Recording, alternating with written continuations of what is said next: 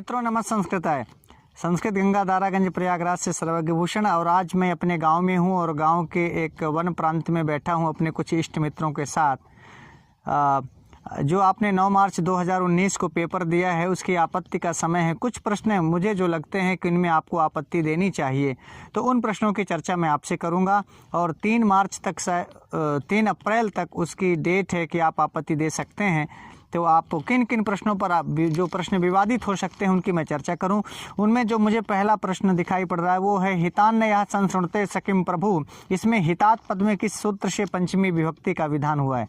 देखिए, इसमें अपादाने पंचमी और आख्यातोपयोगे ये दोनों सूत्र सही हैं, इसलिए इसमें 2 विकल्प सही हो रहे हैं। तो जो लोग भी अपादाने पंचमी लगाए हों, और वैसे आयोग के द्वारा शायद उत्तर आख्यातोपयोगे माना गया है, ये उत्तर गलत नहीं है। ये सही है कि आख्यातोपयोगे से ही हितात में पंचमी विभक्ति का विधान हुआ है अपादान संज्ञा होने के बाद। लेकिन अपादाने पंचमी सूत्र दे करके ये प्रश्न विवाद की श्रेणी में चला गया है, क्योंकि पंचमी का विधान करने वाला सूत्र तो अपादाने पंचमी ही है।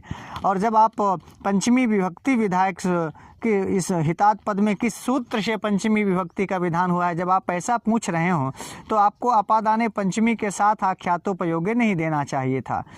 मैं ये कहने के लिए नहीं बैठा हूँ कि आख्यातोपयोगे गलत है, बल्कि मैं आपको कह रहा हूँ कि यह प्रश्न में 2 उत्तर सही हो जाते हैं, इसलिए इसको हम विवादित कह सकते हैं और इसमें आप आपत्ति डाल सकते हैं। और ये चूँकि अभी किरातार्जुनीयम का श्लोक है, तो किरातार्जुनीयम की किसी भी व्याख्या में आपको इसका स्पष्ट प्रमाण मिल जाएगा।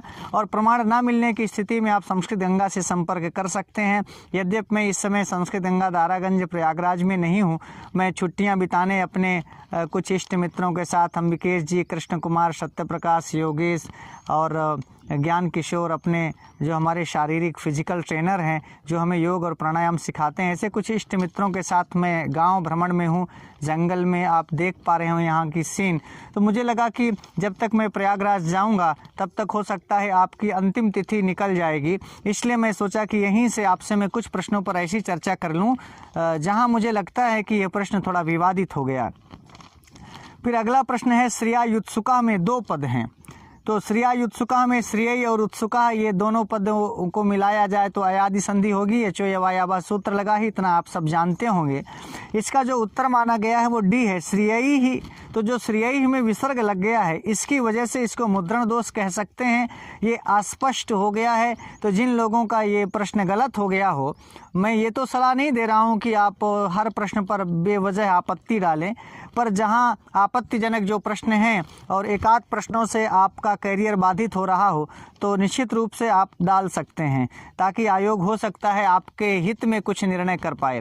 तो 10वां प्रश्न विवादित तो बहुत नहीं है, पर मुद्रण दोष है। और मुद्रण दोष संस्कृत में अनुस्वार अधिक हो जाए, विसर्ग अधिक हो जाए, जहाँ हलंत नहीं लगना है वहाँ हलंत लग जाए, जहाँ विसर्ग नहीं लगना चाहिए वहाँ विसर्ग लग जाए, जहाँ अनुस्वार नहीं लगना चाहिए वहाँ अनुस्वार लग जाए, तो अर्थ का अनर्थ हो जाता है। ऐसी दृष्टि में श्रिया युत्सुका में जो 2 पद पूछ रहा है कि कौन कौन से हैं, तो एक तरह से इसमें चारों विकल्प जो हैं वो गलत हैं।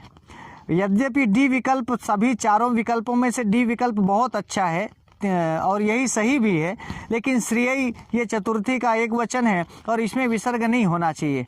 तो जिन लोगों ने विसर्ग की वजह से डी नहीं लगाए हैं, कुछ और लगा दिया है, वो लोग आयोग से मांग कर सकते हैं कि आपके पेपर में जो विसर्ग अधिक लग गया था, इस वजह से मेरा प्रश्न गलत हो गया। और इसका भी उदाहरण, इसके भी आपको बहुत सारे प्रमाण सर्वत्र मिल जाएंगे, सिद्धांत कौमुदी में, लक्ष्य सिद्धांत में। और सबसे ज़्यादा कोशिश करिएगा कि आपको बाबूराम सक्सेना में मिले। मैं आपको फिर से बता दूं, चूँकि मैं गाँव में हूँ, इसलिए मैं आपकी खोज करके उत्तर आपको व्हाट्सएप नहीं कर सकता, लेकिन मैं कोशिश करूंगा कि जो टीम अभी संस्कृत गंगा दारागंज प्रयागराज की लाइब्रेरी में बैठती है, मैं कोशिश करूंगा कि आपकी कुछ मदद कर पाएँ। तो आप कार्यालय में फ़ोन लगा करके कुछ प्रमाण उनसे मांग सकते हैं। तो श्रिया युत्सुका में 2 पद हैं, तो ये भी विवाद की श्रेणी में चला गया। फिर अगला प्रश्न जो मुझे विवादित दिखाई पड़ रहा है, डी सीरीज का पेपर मेरे हाथ में है और जो मुझे लग रहा है कि आपको इसमें देना चाहिए, उसमें से अगला प्रश्न मुद्रण दोष की दृष्टि से देखें तो निम्नलिखित में से नवासी का संस्कृत में शुद्ध रूप क्या होगा? तो नवाशीति तो होगा ही, एकोन नवति भी होगा, इसमें अननवति ही लिख गया है, इसको होना चाहिए था ना ऊन नवति।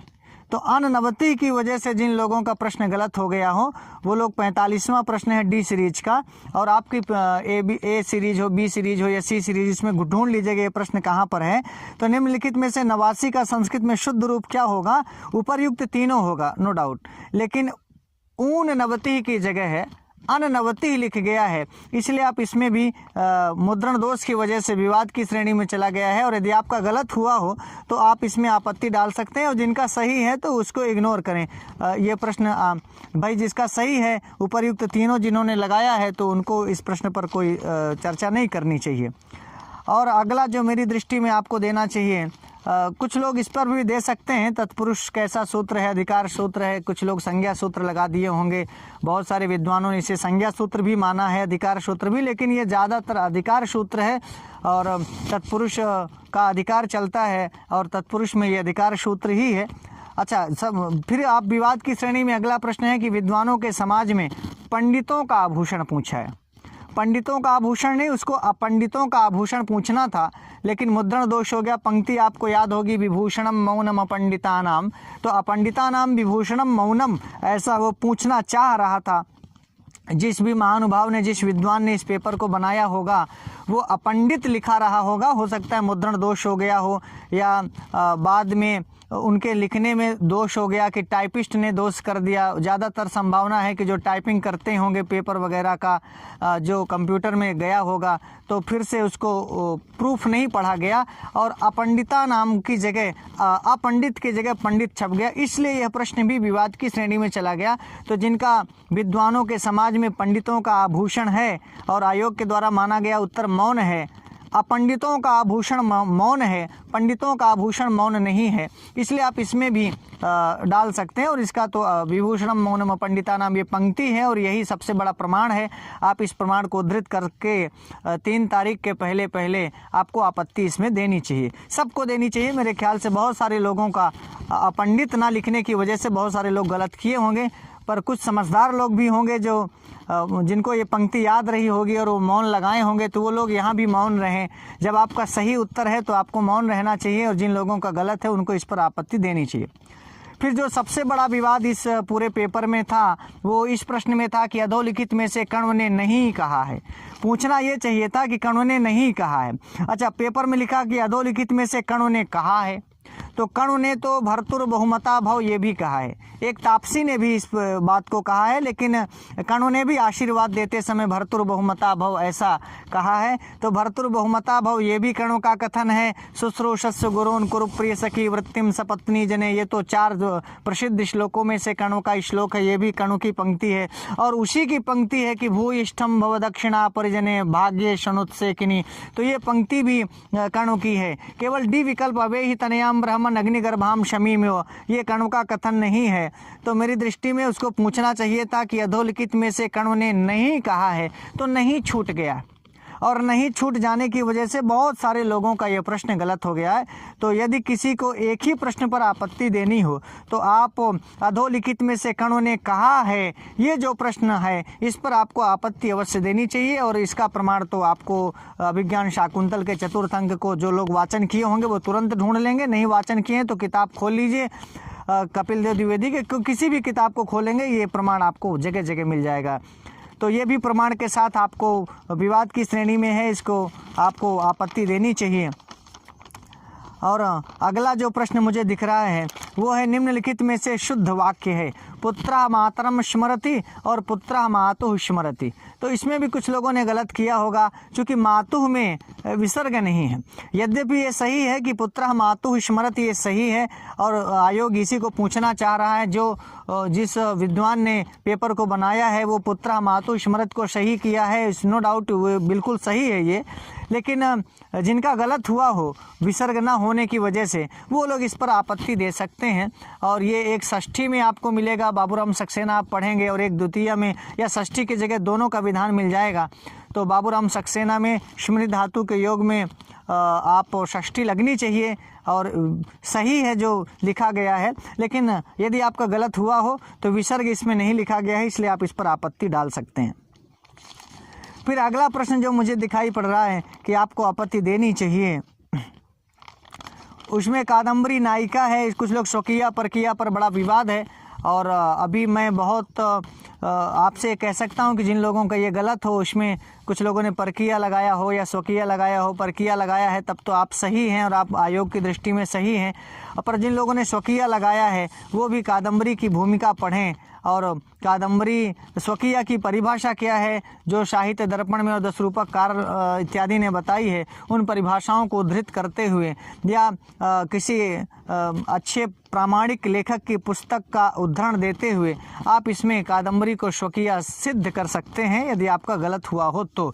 लेकिन कादम्बरी परकीय नायिका है, ये गलत है एकदम से, ऐसा मैं नहीं कह रहा हूँ। बिल्कुल कादम्बरी परकीय नायिका भी हो सकती है। इसलिए यदि आपका गलत है तो आप स्वकीय लगाए हो तो आप अपने पक्ष को रखें, और इस पर भी आपको आपत्ति देनी चाहिए।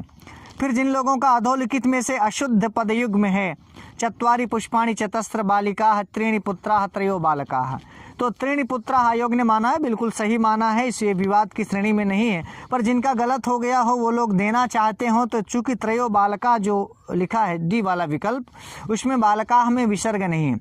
तो जब त्रयो बालका आप सही मान रहे हो और त्रयो बालका में विसर्ग नहीं लगा रहे हो, इस दृष्टि से 2 अशुद्ध हो गए। सी वाला विकल्प भी अशुद्ध हो गया और डी वाला विकल्प भी अशुद्ध हो गया। अतः आपको इस पर भी आपत्ति देना चाहें, आपका गलत हो और आप आपत्ति देना चाहें तो त्रयो बालका में विसर्ग न होने की वजह से आप इस पर भी आपत्ति दे सकते हैं, और आयोग को इस पर विचार करना चाहिए। फिर एक थोड़ा अस्पष्ट टाइप का प्रश्न है, लक्ष्मी के द्वारा कालकूट ने क्या ग्रहण किया? तो लक्ष्मी के द्वारा कालकूट ने कुछ नहीं ग्रहण किया, लक्ष्मी ने कालकूट से ग्रहण किया है। अतः ये पूछना, तो ये जो उत्तर है मोहन शक्ति, ये तो सही है। तो जो लोग ज़्यादा समझदार थे उन लोगों ने समझ लिया कि क्या पूछना चाहिए। पर यदि आप अभिधा के द्वारा इसका हल किए होंगे तो लक्ष्मी के द्वारा कालकूट ने क्या ग्रहण किया, ऐसा नहीं होना चाहिए। कालकूट के द्वारा लक्ष्मी ने क्या ग्रहण किया, ऐसा होना चाहिए। तो इस दृष्टि से थोड़ा सा ये अस्पष्ट टाइप का प्रश्न हो गया है, और आपका गलत हुआ हो तो आप इसमें भी जोर ज़बरदस्ती करके विवाद खड़ा कर सकते हैं। विवादित है भी, थोड़ा अस्पष्टता आ गई है प्रश्न में, तो मैं विवाद का स्थल आपको बता रहा हूं। यदि एक आध प्रश्नों से आपका कहीं गड़बड़ हो रहा हो, आपको लगता है कि एक आध 2 प्रश्न हमारे सही हो जाएं तो हमारा कैरियर सुधर सकता है, इसलिए मैं कह रहा हूं कि आप इस अस्पष्ट प्रश्न को भी आयोग को चैलेंज कर सकते हैं, आपत्ति दे सकते हैं और ये पूछ सकते हैं कि आपके पूछने का मतलब जो है वो थोड़ा सा गलत है, आपको ऐसा नहीं पूछना चाहिए।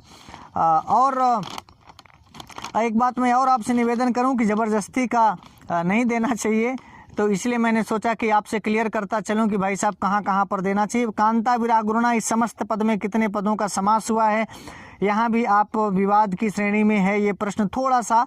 यद्यपि जो उन्होंने उत्तर माना है मैं उसको गलत नहीं कह रहा हूँ, बिल्कुल उनकी दृष्टि में 3 पद भी कांता, विरह और गुरुणा, ये 3 पद दिखाई पड़ रहे हैं। पर मेरा ये मानना है कि जब 2 पदों में समास हो जाता है तो समस्त होने के बाद वो 1 पद हो जाता है, और ऐसी दृष्टि में इसमें 2 पद मानना चाहिए। लेकिन मैं आयोग को इस पर बहुत टीका टिप्पणी नहीं कर रहा हूँ, पर जिन लोगों का गलत हुआ हो वो इसमें इस पर भी विवाद खड़ा कर सकते हैं और आप आपत्ति दे सकते हैं।